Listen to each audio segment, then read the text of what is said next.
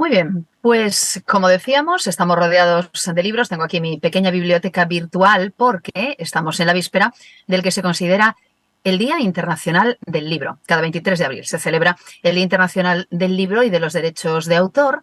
En algunos lugares se celebra de una forma muy especial. Por ejemplo, nuestros amigos catalanes dedican este día pues, a repartir libros y rosas, que es una costumbre preciosa. Y en muchos lugares también en muchos lugares de España las librerías hacen un descuento, pues para invitar a aquellos que leen y a aquellos que no leen a que se animen a comprar con un pequeño descuentito algo tan interesante y tan formativo y tan especial y tan aventurero como puede ser un libro. Bueno, porque los libros están llenos de aventuras, están llenos de historias, están llenos de aventuras, está lleno de bueno, incluso caligrafía, ortografía y todas esas cosas que también son necesarias, de palabras, de verbos, de formas de explorar el mundo también, de personajes y, bueno, pues de historias que pueden ser de amor, de desamor. Hay mucha vida en los libros, hay mucha creatividad y hay mucha imaginación también en los libros. Y al parecer, también hay muchos beneficios. Bueno, os voy a contar al menos 10 beneficios de leer según la ciencia y según algunos planteamientos actualizados. Probablemente alguno ya os sea conocido y otros posiblemente pues sean un descubrimiento. Se dice, según una investigación publicada por la revista Child Development, que la lectura aumenta la inteligencia. Para probar la teoría, estudiaron a gemelos idénticos cuando tenían 7, 9, 12 y 16 años y encontraron mayores avances de aprendizaje entre los que leían más. Bueno, se identifica que la inteligencia desarrollada va más allá de la mera alfabetización y aquellos que leen libros van a tener una inteligencia aumentada. Por otra parte, estimula la creatividad. Según un estudio de la Universidad de Toronto, leer estimula la creatividad de los lectores. Es algo que no resulta nuevo para quienes leen y saben que esto estimula también su imaginación y su creatividad. Hay estudios que abordan el impacto específico de la lectura de cuentos e historias de ficción. Por lo visto, hay un mayor estímulo creativo en este tipo de libros. También leer estimula y ejercita la memoria. De hecho, no estimular la memoria puede llevar a las personas a sufrir algo tan temido como las enfermedades neurodegenerativas, tan actuales, ¿verdad? Bueno, si bien leer no cura estas enfermedades, sí es verdad que leer puede retrasar el desarrollo de ciertas dolencias de este tipo. Según un estudio reciente en Neurology, leer, escribir y jugar son actividades que contribuyen en el retraso de la demencia, por ejemplo. Bueno, se evaluaron los hábitos de lectura de pacientes durante 6 años y demostraron que quienes se mantuvieron mentalmente activos leían y escribían siempre y así disminuían el tiempo de aparición de este trastorno. Al parecer, la lectura también activa la empatía. Hablábamos hace poco en una de las primeras reflexiones de las famosas habilidades blandas, ¿recordáis? Bueno, pues al parecer, leer ayuda a desarrollar mejor la empatía. Hay algún artículo publicado en Science que revelaba que a través de la lectura es posible percibir con mayor facilidad los sentimientos de otras personas. Otro objetivo de la lectura y otro beneficio también, te ayuda a desestresarte. Hay un estudio del neurólogo Davis Lewis, según el cual leer disminuye el estrés de las personas en un 68%. Con tal de que leas 6 minutos al día, te vas a sentir mejor, vas a estar más relajado o más relajada. Bueno, salvo que leas, claro, antes de dormir alguna historia de miedo, pero eso ya sabemos que no sería una buena idea. Más, estimula también otras actividades y otras habilidades. Leer no solo hace que los seres humanos seamos más inteligentes y creativos, también, por ejemplo, nos ayuda a resolver mejor los problemas matemáticos. Y esto le interesaría a gente como yo que se me daban muy mal las mates. Bueno, al parecer, hay un estudio que dice que el desarrollo de la comprensión lectora ayuda a entender otro tipo de textos, como los escolares, por ejemplo. Con lo cual, una persona que lea entenderá mejor, por ejemplo, el desarrollo de un reto matemático. Bueno, es por aquello de comprender un poco mejor, claro. Cuanto más leas, mejor leerás. Además, dicen, curiosamente, leer alarga la esperanza de vida. Esto nos interesa también. Dicen, según un estudio realizado en casi 4.000 personas adultas, que aquellos que leyeron 30 minutos al día durante 12 años disminuyeron en un 20% el riesgo de mortalidad frente a quienes no les gustaba leer. No he encontrado cuáles pueden ser las razones para esto, pero es posible que un poquito menos de estrés y un poco más de aprendizaje sobre la vida te ayuden a no acortar la vida. Bueno, ahora hablaremos de algún libro que quizás nos ayude a alargar la vida. Otra idea. Ayuda contra el insomnio. Sí, esta es una muy buena idea también. Aquello de que leer atrae el sueño. Hay personas que duermen mejor y duermen antes porque leen un poquito antes de irse a dormir. Era por aquello también de la cuestión de desestresar. Por cierto, no nos sirve el tema del ebook en este caso porque ya sabéis que las pantallas fomentarían efectivamente que estemos más despiertos. Pero la página del libro que se puede leer antes de dormir, al parecer, para muchísimas personas es un buen ayudante de cara a luchar contra el insomnio. Nos quedan dos. Al parecer, según un estudio de la Universidad de Toronto, la lectura de la ciencia ficción ayuda en el proceso de la toma de decisiones. Es muy curioso. Es un estudio de la psicóloga Maya Jichik que dice que este tipo de libros ayudan a abrir la mente, a analizar el entorno de las situaciones que se describen y aumentan el nivel cognitivo. Bueno, y la última. Esta también la sabemos. Leer te hace sentir feliz. Es increíble, pero los lectores constantes, dicen, suelen sentirse más contentos y satisfechos que quienes no leen. Por cierto, dato de la Federación y del Gremio de Editores Españoles de hace nada más unos días. Al parecer, 1 de cada 3 españoles no lee nunca. Bueno, hay personas que no leen por falta de tiempo, eso dice también el Gremio de Editores. Hay quienes no leen por problemas de vista, por cierto, es un porcentaje muy cortito de la población. Pero entre los que no leen nunca y entre los que leen poco o menos de lo que querrían leer, hay muchas personas que no leen porque no les interesa leer.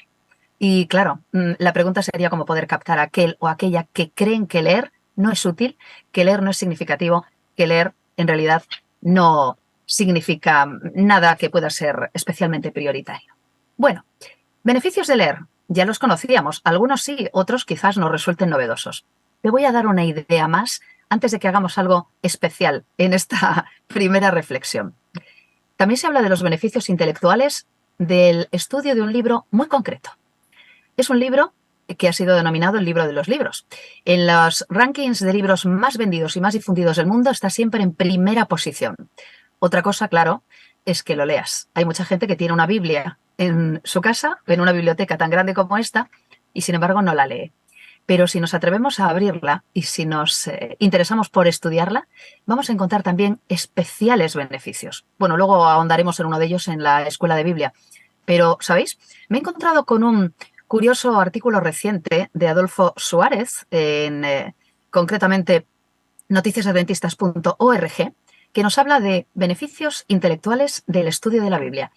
Y cita a Elena White para hacer un planteamiento global muy breve que os voy a resumir. Bueno, James Braga afirmó una vez que uno de los mayores privilegios que Dios concedió a sus hijos es la oportunidad de estudiar su palabra. Bueno, justamente porque en ella encontramos las orientaciones que nos ofrece para vivir seguros, correctamente y de acuerdo con su voluntad. Porque la Biblia, el libro de los libros, es el mapa que nos muestra el camino que conduce a la vida eterna. El beneficio del estudio de la Biblia no se limita al ámbito religioso o espiritual. Elena White afirma categóricamente, como medio de educación intelectual, la Biblia es más eficaz que cualquier otro libro y que todos los demás libros juntos. Y esto es por 3 razones concretas. La primera, por la grandeza de sus temas. La segunda, por la elevada sencillez de sus expresiones. Y la tercera, por la belleza de sus figuras.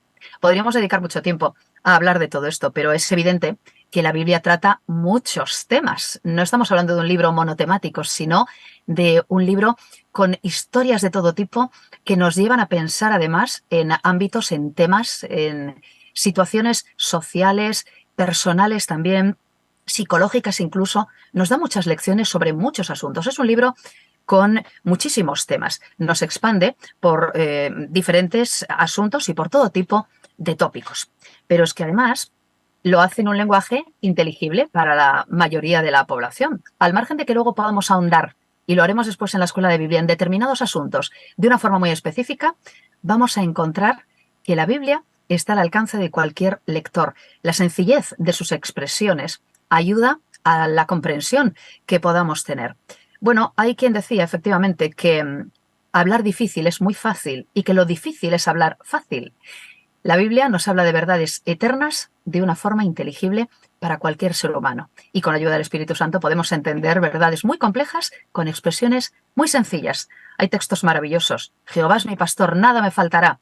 El reino de los cielos es semejante a la levadura. O todo lo puedo en Cristo que me fortalece.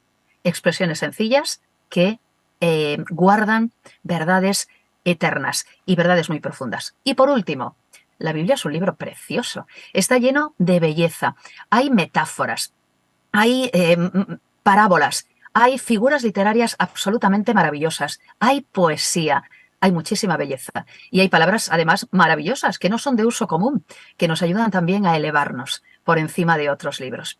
De manera que la invitación que te vamos a hacer en esta mañana es, además de que celebres el Día Internacional del Libro, posiblemente comprando libros o abriendo alguno de los que tienes en casa, te vamos a invitar además especialmente a que disfrutes de los beneficios de leer y específicamente, de leer la Biblia. Bueno, y además vamos a hacer algo curioso y algo inusual.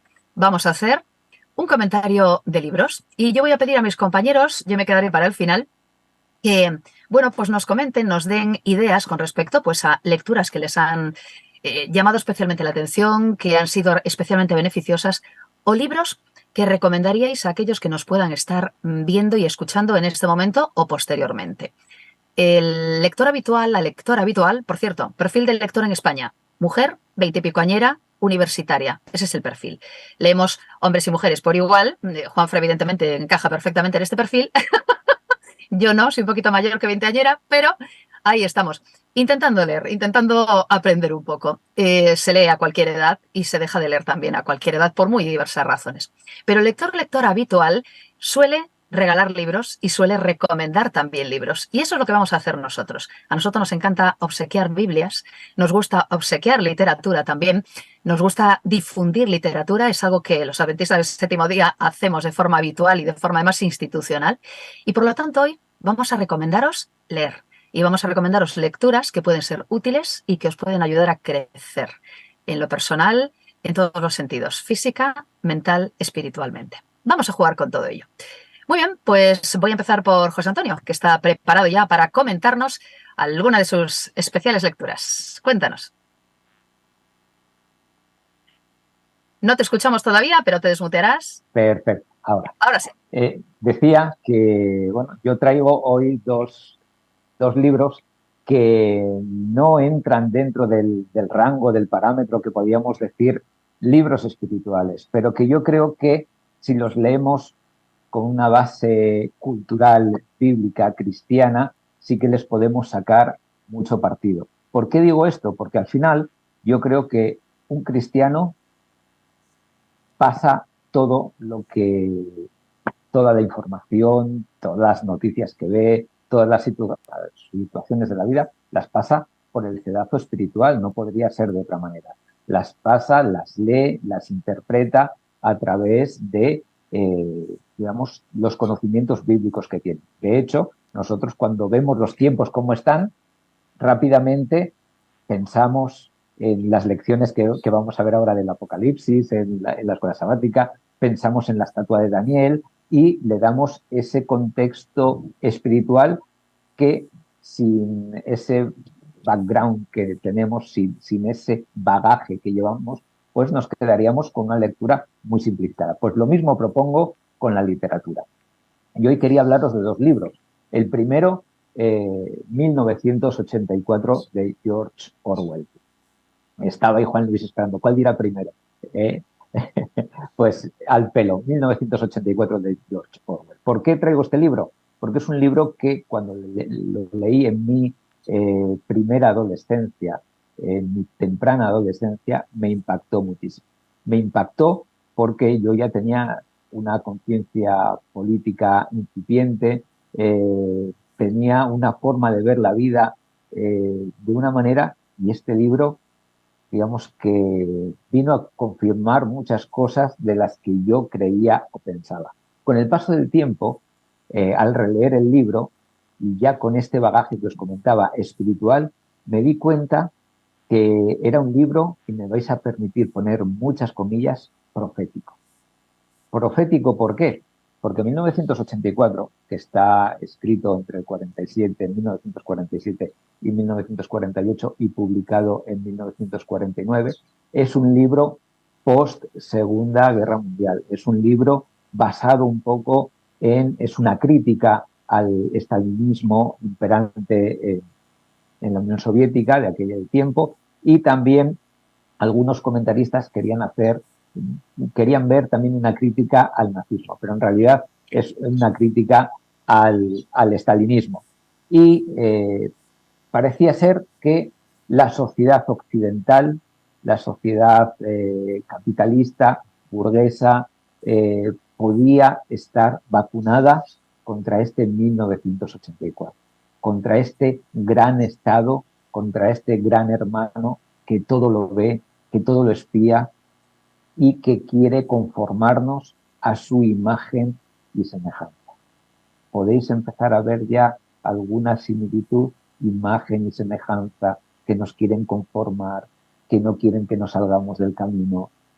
Quizás ahora, visto este libro en 2023, podemos decir que la sociedad occidental no ha caído en este 1984. Podemos decir que no estamos intervenidos. Podemos decir que no se intenta que pensemos todos de una misma manera. No podemos decir que tenemos una libertad fingida. ¿Tienes libertad? ¿Me vais a permitir que ponga este ejemplo tan sencillo y este ejemplo tan simple? Tenemos libertad. Tenemos libertad para elegir entre Pepsi Cola y Coca-Cola. Tenemos libertad para elegir entre Hyundai y Ford. Tenemos libertad para elegir comer en McDonald's o en Burger King. Pero si te sales de los caminos trazados, comprobaremos que los caminos de la libertad se estrechan, se reducen y es más difícil transitar por ellos. Porque hoy en día estamos viviendo, según mi opinión, en una sociedad cada vez menos libre. Clamamos por seguridad y la intercambiamos por libertad. Y una de las cosas que quería destacar de este libro, y con esto cierro el resumen de 1984, es uno de los inventos de este Estado, de este gran hermano, para controlar a la gente. Y era la neolengua. La neolengua era esa digamos, versión del idioma simplificado. Es decir, un idioma más pobre, con menos palabras. ¿Por qué? Para que al tener menos palabras, al tener menos idioma, tus pensamientos sean también más sencillos y se destruye la capacidad de crítica. Me gustaría leeros una pequeña definición de lo que Orwell explica como la patolengua. Dentro de la neolengua está la patolengua y dice lo siguiente: al final de cuentas, se esperaba que todos emitieran palabras desde la laringe sin que participara en absoluto los centros del cerebro. Es decir, hablar sin pensar. Amigos tertulianos, hablar sin pensar. Este propósito se admitía con toda fuerza en la palabra patolengua de la neolengua, lo cual significaba graznar como un pato. Igual que otras palabras del vocabulario de patolengua, tenía un significado ambivalente, siempre y cuando las opiniones que se patolenguaran fueran leales, era una alabanza. Así que cuando el Times se refería a un orador del partido como un patolenguado doble más bueno, le dedicaba un cálido y apreciado elogio. No es la sociedad a la que nos estamos dirigiendo, no es la sociedad en la que estamos ya, no somos patolenguados, no nos quieren imponer un pensamiento que no pase, porque como ya viene pensado, ¿para qué lo vas a pensar tú? Tú simplemente defiéndelo, tú simplemente expúlsalo, eyéctalo. Podría decir incluso que lo arrojes sin más. Y así creamos una sociedad vacía, una sociedad en la que no se piensa y una sociedad en la que lo único que cuenta es lo material. El mantenerme, el no pensar, el intentar evadirme, el intentar tener una vida superficial y no complicarme la vida. ¿Cómo pasó esto? Yo creo que es obvio, pero lo voy a decir de todas formas. ¿Cómo pasó esto a la vida espiritual? ¿Cómo pasó esto a la vida del cristiano? Pues lo que nos decía Esther en la introducción. Esther nos hablaba del lenguaje, nos hablaba de los pensamientos y nos hablaba de la Biblia y nos hablaba de los beneficios que tiene leer. Nos hablaba de los beneficios que tiene también eso, leer la Biblia. Si nosotros como cristianos somos patolenguados, es decir, dejamos que cabezas parlantes hablen de Dios sin nosotros acercarnos a Dios, ese Dios no será nuestro. Si dejamos de investigar por nuestra cuenta, de ser bereanos por nuestra cuenta, y simplemente nos dedicamos a tener pastores de referencia, teólogos de referencia, pero no somos nosotros los que hacemos nuestras las ideas que vienen en la Biblia, las interiorizamos, las pensamos, las vivimos, al final seremos cristianos que emplean neolengua, cristianos patolenguados, cristianos que hablan de cosas de aquí a aquí, sin pasar por aquí. Por lo tanto, creo que quizás pensabais que iba a hablar más de la sociedad secular. Me vais a permitir que el palo sea para nosotros. Que seamos más críticos, no criticones, pero sí críticos, que leamos, que pensemos, que le demos una vuelta, que saquemos conclusiones, que no dejemos que la cabeza parlante que sale en YouTube nos diga lo que tenemos que pensar. Cada vez hay más cabezas parlantes en YouTube. Cada vez hay más personas que tienen ideas originales, que acompañan con 3 o 4 textos y que parece que son la bomba. Y que cuando rascas un poco, se caen. Pero ¿cuántas personas le siguen? ¿Cuántas personas están dejando los caminos antiguos que se decía, ¿verdad? Esos senderos de verdad para llenarnos de novedades que nos quitan de responsabilidad, que nos quitan la pesada carga, ¿sabéis de qué? De ser responsables de nuestra propia vida, de ser responsables de nuestro propio conocimiento. No caigamos en el 1984 espiritual. No caigamos en el 1984 impuesto por nosotros mismos, impuesto por la comunidad, es decir, que me lo den hecho, no quiero pensarlo. Y el segundo libro, con este voy a ser más breve. Quería explayarme más en 1984, que fue un libro que a mí me impactó muchísimo. Pues el segundo libro, como veis en la portada, busqué la portada del libro que tengo yo en casa. William Golding, El Señor de las Moscas, fue premio Nobel, y este es un libro que nos trata de 30 muchachos británicos que sufren un accidente y al final están en una isla desierta. Y cómo se agrupan, cómo empiezan a reproducir el mal de la sociedad adulta en una sociedad de niños. Cómo niños persiguen a otros niños, cómo los fuertes se van imponiendo a los débiles, cómo al final se reproducen los patrones equivocados y erróneos de las sociedades adultas.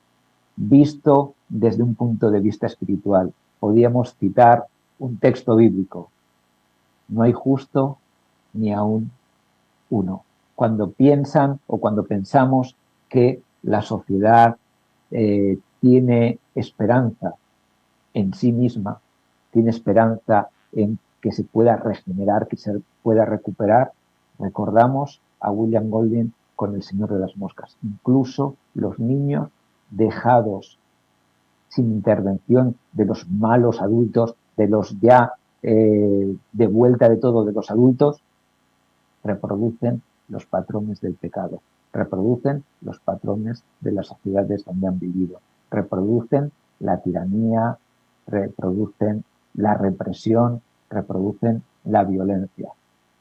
Aquí tendríamos mucho que hablar, aquí tendríamos muchísimo que hablar, porque este libro tiene sus partes buenas y sus partes malas.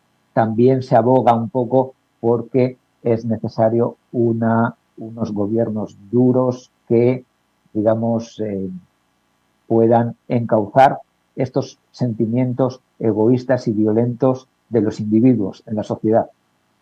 Lo que Hobbes llamaba el hombre es un lobo para el hombre, por lo tanto debe haber un gobierno, no importa que sea legítimo o no, ojo ahí, no importa que sea democrático o no, pero tiene que haber un gobierno que reprima esos sentimientos del hombre. Nosotros pensamos de otra manera diferente. Nosotros pensamos que la sociedad no tiene solución por sí misma, pero que la solución no está en la represión, sino está en el amor. Está en dejar que Cristo sea nuestro líder, que tengamos en cuenta dos principios muy importantes que decía el propio Jesús, que es: amarás al Señor tu Dios con todas tus fuerzas y a tu prójimo como a ti mismo. Es totalmente contrario a la naturaleza. Es totalmente contrario a las estructuras sociales humanas. Es totalmente contrario a lo que anida en nuestro corazón y en nuestra mente. Por lo tanto, Jesús, ¿qué es lo que nos propone? Que seamos otros, que dejemos que el Espíritu Santo nos transforme, que dejemos que sea Jesús el que nos transforme, que tiremos, me vais a permitir esta expresión, que reclamemos para nosotros la gracia que el Señor tiene dispuesta para nosotros, la gracia que su sangre vertió en la cruz y que nos posibilita no solamente a ser salvos en un futuro, sino a vivir como salvos en el día de hoy. Que no creamos estas sociedades, que no seamos partícipes de estas sociedades donde lo que se prima es el poder, lo que se prima es el hedonismo, lo que se prima es la supervivencia del más fuerte. Y yo creo que son dos libros completamente fuera del circuito cristiano, pero que si se leen con una óptica bíblica pueden reportar mucho bien. El primero, porque vemos que todo lo que la Biblia ha dicho hace mucho tiempo se está cumpliendo ya. Estamos viviendo en esa sociedad. Y la segunda, que no tengamos esas ideas filosóficas rusonianas de decir el hombre es bueno por naturaleza, llegaremos por fin a construir una sociedad donde vivamos llenos de armonía y de paz y de respeto, porque el corazón del hombre es engañoso y de él no se puede esperar nada bueno. Qué bueno el ejercicio de hacer un comentario de libros, ¿eh? Es como si volviéramos a clase de literatura y le contásemos a los demás lo que nos ha gustado y lo que hemos disfrutado también. Pues muchas gracias, José Antonio. Qué apetecible, ¿verdad?, volver a leer. 1984 me toca hace mucho tiempo. Yo creo que va a ser un buen momento para releerlo ahora con otra mentalidad, ¿verdad? Y viendo además cómo se va aplicando esto en la vida cotidiana. Muy bien, pues seguimos con nuestro comentario de libros porque estamos homenajeando el Día Internacional del Libro y hay mucho que leer y hay mucho que contar sobre lo que leemos también. Así que, Juanfran, estamos preparados ya para tu comentario de texto. Y acabas de mutearte. ¿Vamos allá? Ahora parece que... Bueno, estaba comentando que José Antonio ha tirado a valor seguro, ¿no? Porque ha ido a por temas universales que no tienen caducidad y que nos mueven, da igual las circunstancias y la época que nos toque vivir, ¿no?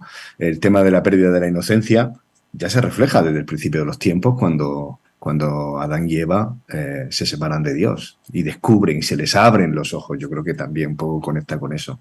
El tema de la vigilancia y de ese gran hermano que sabe lo que nos conviene, ¿no? y que piensa por nosotros y que se refleja en 1984 y cada vez más nuestras sensaciones que van pensando por nosotros y que dicen, mira, nene, yo me voy a ocupar de ti, pero tú no te tienes que preocupar, no decidas por ti mismo. Y vamos hacia ese tipo de sociedad. Contra eso, hago un pequeño inciso antes de entrar en mi recomendación. El tema de la escritura es tan importante y lo tiene tan clara, por ejemplo, el cristianismo, los cristianos y los que nos gusta la Biblia, que ya en Josué el propio Dios se lo deja muy claro. En Josué capítulo 1, versículo 8 y 9, cuando dice sé valiente, sé fuerte y valiente, no hay que remarcar también en fluorescente, donde Dios le dice medita día y noche en el libro, en el libro de esta ley, teniéndolo siempre en tus labios. Porque si lo pones en práctica, si obras en todo conforme a lo que se prescribe en él, prosperarás y tendrás éxito en todo cuanto emprendas. ¿Cómo vas a meditar? Seamos bereanos. Claro. Eso que ya está puesto desde el principio de la Biblia, a mí me llama la atención como Dios dice, piensa por ti mismo, busca por ti mismo, medita día y noche. No dice, mira, va a meditar otro por ti de día y de noche y luego te lo va a contar y tú hazle caso. Es lo que tú decías, José Antonio, ¿no? ¿Dónde tenemos que apoyar? ¿Dónde tenemos que nuestras decisiones? Tenemos que compartirnos entre nosotros y tenemos que alentarnos y tal, pero uno tiene que hacer su propia búsqueda. Por eso nuestro Dios es el Dios de las relaciones personales. Por eso me encanta, ¿no? Y por eso me parece muy interesante cómo vas a meditar de día y de noche si no sabes leer y escribir. Fijaos cómo hasta qué punto, ¿no? Cuando en muchas religiones, incluido el cristianismo, por épocas decían, no, esto no leas, incluso la Biblia llegó a estar prohibida, porque, oye, tú no estabas preparado para poder leerla y acercarte a ella, que tiene que ser el más listo de la clase el que la lea y la interprete y te lo comunique, cuando lo más lejos de la realidad y de la voluntad de Dios. Quiere que cada uno de nosotros asumamos esa responsabilidad y nos acerquemos a su palabra. Bueno, dicho esto, voy con mi recomendación. Y bueno, yo voy a poner un libro en el que estoy leyendo. Tengo media docena de libros en curso, lo voy cogiendo y tomando, pero quería compartir con vosotros un libro que me está gustando y que voy a tener la necesidad de, cuando termine, de volver a empezarlo porque es bastante profundo. Y es de un matemático de Oxford y se titula Disparando contra Dios. Disparando contra Dios es del autor es John Lennon, no John Lennon, y es del año 2015, de Publicaciones Andamio, y es muy interesante porque pone encima el tema de la ciencia, la relación de la ciencia y la fe. Y eso que parece que siempre está en una pelea, que es imposible de reconciliar. Este hombre que es doctor en matemáticas y es un afamado científico y además un cristiano comprometido, lo tiene muy claro. Él no rehúsa los debates y se puede encontrar en YouTube debates que tiene con los ateos y él hace varios ensayos, es un libro de ensayo, donde hace un recorrido y trata un poquito de no rehuir ese debate y se remanga y se mete a debatir con los ateos que hoy en día pues están un poquito en la palestra y son los que más se le escucha y los que tienen los altavoces. Y este hombre, desde su posición netamente científica, es capaz de ponerse a la misma altura con argumentos científicos. Y bueno, pues recordar que el método científico fue introducido por cristianos y que en la ciencia moderna, al inicio de la ciencia moderna, los cristianos fueron fundamentales. Él habla en su libro, y quiero solo simplemente rescatar a algunos párrafos, él introduce diciendo que están disparando a Dios. La pistola más grande es ahora mismo el profesor también de ciencia Richard Dawkins, que todos conocéis, ¿no? Y detrás de Dawkins encontramos una falange de francotiradores de menor calibre, pero de gatillo fácil, dice él, ¿no? Y entonces empieza él enumera todos los que están ahí en primera fila disparando contra Dios, contra un grupo de antirreligiosos, ¿no? Bueno, pues él rescata y dice que existen muchos científicos y profesionales de muchos ámbitos que consideran que el nuevo ateísmo es un sistema de creencias que irónicamente es un ejemplo clásico de fe ciega que va acusando a otros. Y él contribuye a aumentar la conciencia de este hecho. Y me parece muy interesante, ¿no? Porque él, con argumentos científicos, pues pone un poco esto encima de nosotros. Con lo cual, pues simplemente quería recomendaros, porque tampoco a lo mejor entrar en detalle tampoco sería ahora, a lo mejor no da tiempo, pero a mí me gusta el tema de la ciencia y la religión, sobre todo porque tenemos que estar preparados. En nuestras iglesias ya no valen ciertos argumentos para ir, ¿no? Y sobre todo los jóvenes lo acusan cuando pues, van al instituto o a la universidad, no pueden ir solo con los argumentos de la típica escuela sabática o de la escuela dominical o de la parroquia de turno acerca de que entonces necesitamos también argumentos de peso y la ciencia cada vez más, cada día tiene también argumentos a favor de la existencia y de la defensa de Dios. A mí me parece muy interesante un poco poner esto encima de la mesa. No sé si queréis comentar alguna cosa. Adelante, no, pasa al siguiente libro y luego... Bueno, el siguiente libro, muy rápido.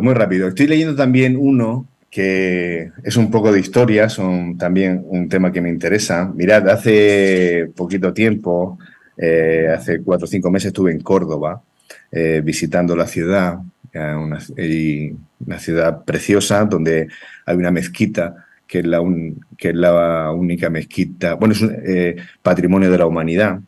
Y por allí, muy cerquita, está también una sinagoga y, bueno, pues se hace un poco alusión a todo el periodo de Al-Ándalus y el apogeo que tuvieron la cultura árabe en España y además con esa mezcla, ¿no?, de árabe, cristianismo, judaísmo. Bueno, descubrir de dónde venimos nos ayuda no solo...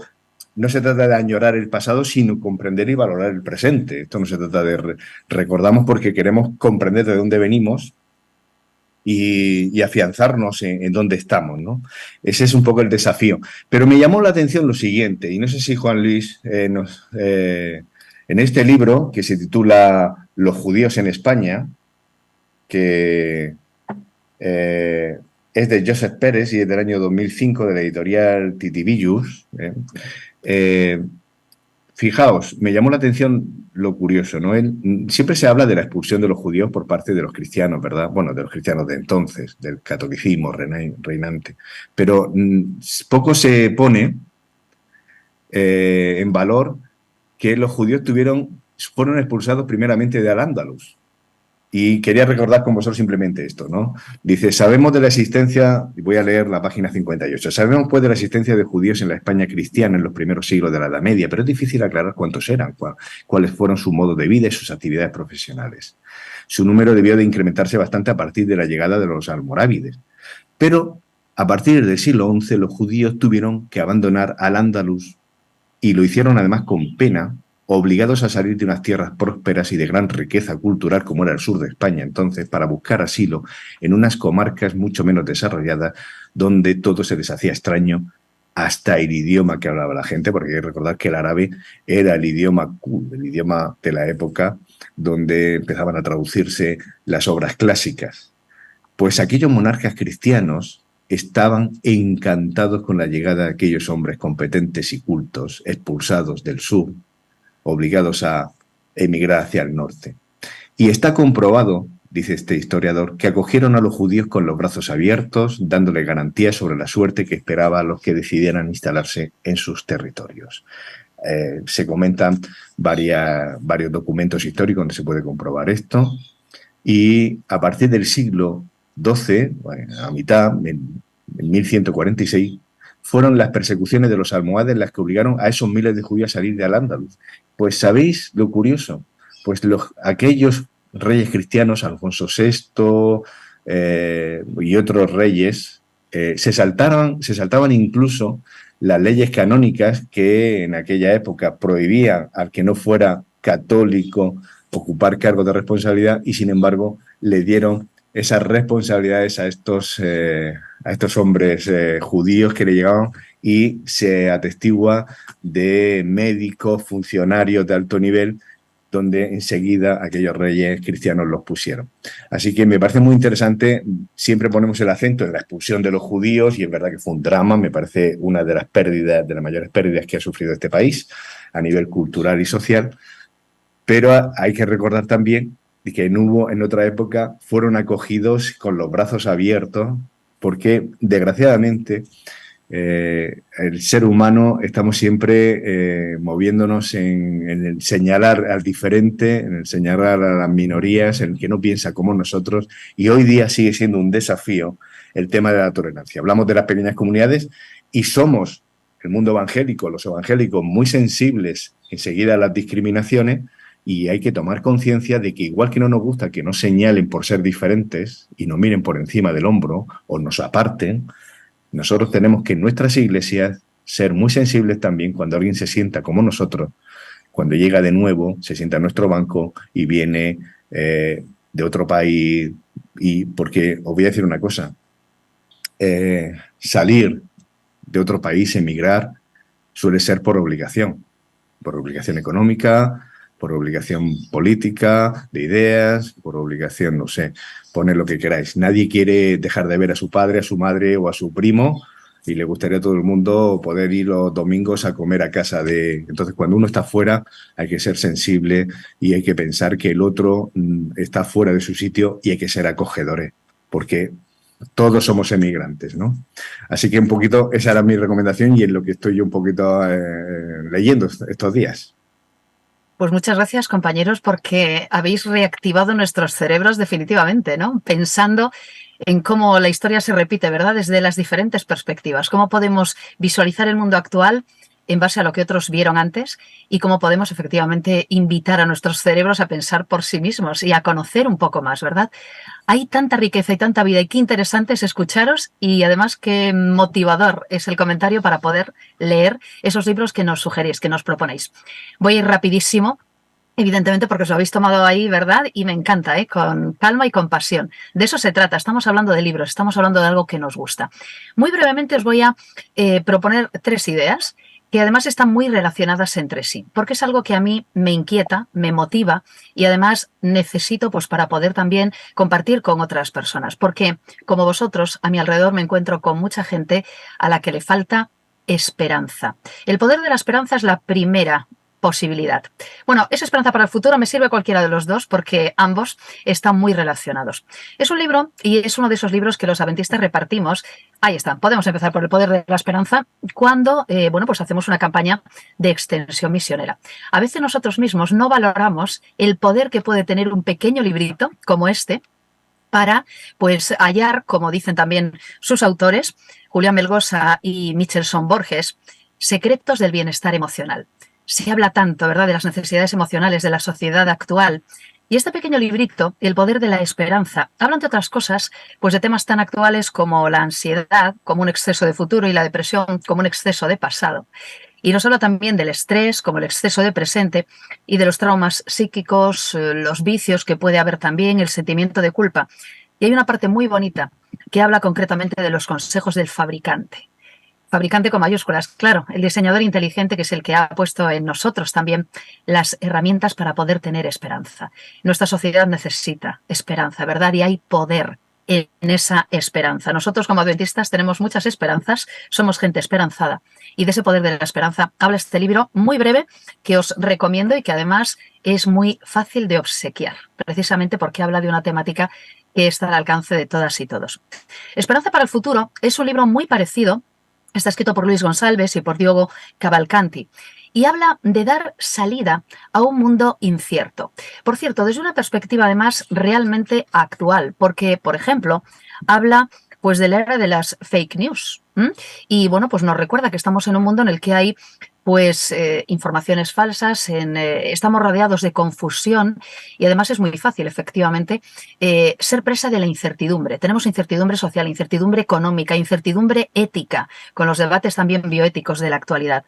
Y también nos habla pues de esa ola global de desinformación, pero también de desesperanza. Y eso que esto fue escrito antes de la pandemia. Podría ser realmente útil visualizar de nuevo esta idea, la esperanza para el futuro, pues desde una perspectiva pospandémica. Y lo recomiendo también precisamente por esto, porque trata temas actuales desde una perspectiva muy sencilla y nos lleva, por cierto, y esa es la esperanza para el futuro, a un hogar que Dios nos está preparando.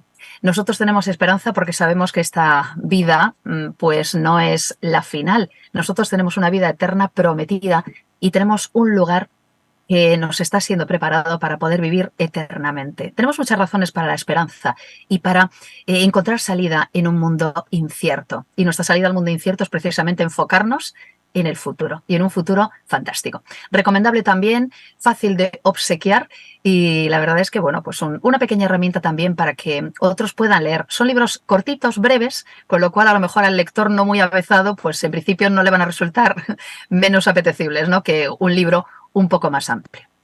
Y voy a concluir con un pequeño clásico, pero que yo he leído, bueno, y que estoy leyendo, lo estoy leyendo ahora mismo y releyendo en algunas partes, pues porque me lo obsequiaron. Es muy curioso, pero me lo obsequiaron en otra edición. Estoy hablando de un clásico de Elena White que se llama El Ministerio de Curación. Lo tengo en mis manos en la versión en inglés, The Ministry of Healing, que fue el que me regalaron. Y de hecho, bueno, pues claro, me dijo quien me lo regaló, que es una hermanita adventista que tenemos en las Islas Seychelles, es una curiosidad, pero ella tiene familia en Vigo, su hija está casada con un inglés que trabaja en una industria pesquera en Vigo, una historia curiosa, y resulta que un día apareció por la iglesia de Vigo una señora de Seychelles. Entonces, bueno, me la pasaron porque, bueno, me manejo el inglés y de esta manera pues le podíamos traducir la escuela sabática, el sermón y tal y poder charlar con ella, poder recibirla. Resulta que me hice muy amiga de Sheila, que es así como se llama, Sheila Shaurol, y resulta que vive en las Islas Seychelles. Por cierto, si queremos ir, nos invitan, tienen allí un hostal y podemos acercarnos todos a las Seychelles. Yo me apunto también. Ya le estuve preguntando cuánto valen los vuelos, pero podemos irnos a Seychelles, que tenemos iglesia allí, y nada, que nos atiende Sheila. Pues ella tuvo el detalle, porque cuando me conoció, yo ya estaba con mi proceso de enfermedad, de regalarme esta edición que es suya, firmada por ella, del Ministerio de Curación. Me dijo, bueno, seguro que, ¿verdad?, salud necesitamos todos y en este proceso concreto que estás pasando, pues me pareció un detalle muy tierno que me obsequiara su edición del Ministerio de Curación y me dijo, y así de paso, practicas inglés. Dije yo, pues venga, el esfuerzo doble de la lectura cuidadosa y de paso subrayándolo en inglés, palabras que no sepas, porque la hermana White escribe de una forma, ¿verdad?, pues bastante profunda, con un vocabulario extenso y un vocabulario bastante refinado. Con lo cual, pues es un sobreesfuerzo poder leerlo y recordar algunas cosas muy bonitas. Me vais a permitir, porque este es un libro más que recomendable, que terminemos con un parrafito del Ministerio de Curación. Francamente actual y francamente actualizable. Tiene que ver con lo que os comentaba en los otros dos libros, ¿no? Cómo está nuestra salud mental y cómo están nuestros ánimos. Necesitamos esperanza, pero necesitamos también un cambio de actitud. Y fijaos lo que decía Elena White en el siglo XIX. Nada tiende más a fomentar la salud del cuerpo y del alma que un espíritu de agradecimiento y alabanza. Resistir a la melancolía, a los pensamientos y sentimientos de descontento, es un deber tan positivo como el de orar. Si somos destinados para el cielo, ¿cómo podemos portarnos como un séquito de plañideras, gimiendo y lamentándose a lo largo de todo el camino que conduce a la casa de nuestro Padre? Los profesos cristianos que están siempre lamentándose y parecen creer que la alegría y la felicidad fueran pecado, desconocen la religión verdadera. Los que solo se complacen en lo melancólico del mundo natural, que prefieren mirar hojas muertas a cortar hermosas flores vivas, que no ven belleza alguna en los altos montes ni en los valles cubiertos de verde césped, que cierran sus sentidos para no oír la alegre voz que les habla en la naturaleza, música siempre dulce para todo oído atento, los tales no están en Cristo. Se están preparando tristezas y tinieblas cuando bien pudieran gozar de dicha, y la luz del sol, con mayúsculas, de justicia, podría despuntar en sus corazones llevándoles salud en sus rayos. Puede suceder a menudo, termino, que vuestro espíritu se anuble de dolor. No tratéis entonces de pensar. Sabéis que Jesús os ama, comprende vuestra debilidad. Podéis hacer su voluntad descansando sencillamente en sus brazos. Es un mensaje muy bonito.